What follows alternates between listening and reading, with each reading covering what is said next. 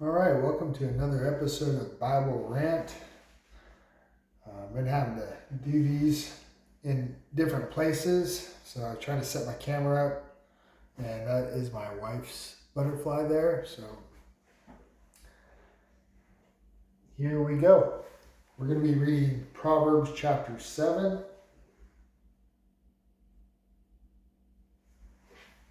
My son, keep my words and store up my commands within you. Keep my commands and you will live. Guard my teachings as the apple of your eye.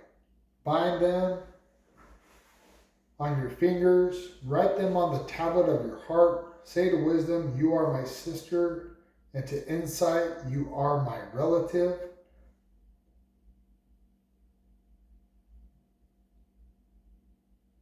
They will keep you from the adulterous woman, from the wayward woman with her seductive words. At the window of my house, I looked down through the lattice. I saw among the simple, I noticed among the young men, a youth who had no sense. He was going down the street near her corner, walking along in the direction of her house at twilight, as the day was fading, as the dark of night set in. Then came out a woman to meet him, dressed like a prostitute and with crafty intent. She is unruly and defiant. Her feet never stay at home. Now in the street, now in the squares, at every corner she lurks. She took hold of him and kissed him, and with a brazen face she said, today I fulfilled my vows, and I have food from my fellowship offering at home. So I came out to see you. I looked for you and have found you. I have covered my bed with colored linens from Egypt. I have perfumed my bed with myrrh, aloes, and cinnamon. Come, let us drink deeply of love till morning. Let's enjoy ourselves with love. My husband is not at home. He has gone on a long journey. He took his purse filled with money and will not be home till full moon.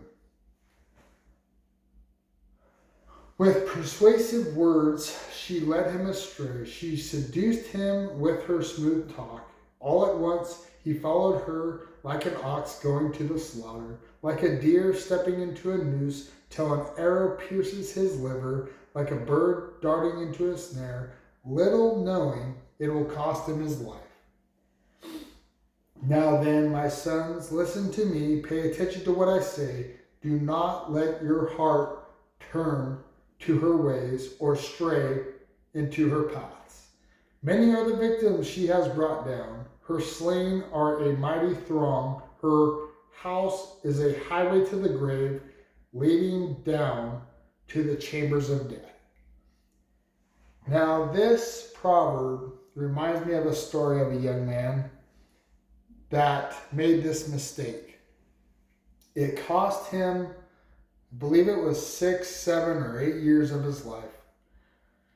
The same situation, I read it word for word, and it reminds me of that story, word for word. And if he would have read that then, it would have saved him, her, and that husband a lot of trouble. Now, granted, she probably would have did it with somebody else. I don't know. But I know that young man was younger, and she was quite older, and that's what she did.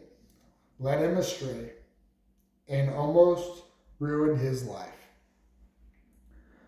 So if I was going to give any advice, I would say, young man, read this proverb. Mostly get born again, of course, by the precious blood of Jesus Christ. By grace you've been saved through faith, not of works, so that no one can boast, by his death, burial, resurrection on that cross. Then you have that conviction But I tell you what, to read this and to know that gentleman's story, I won't say who he was, I won't say anything else. If he would have read that, I believe it would have changed his life. That's my rant. Thank you so much for listening. And as always, God bless.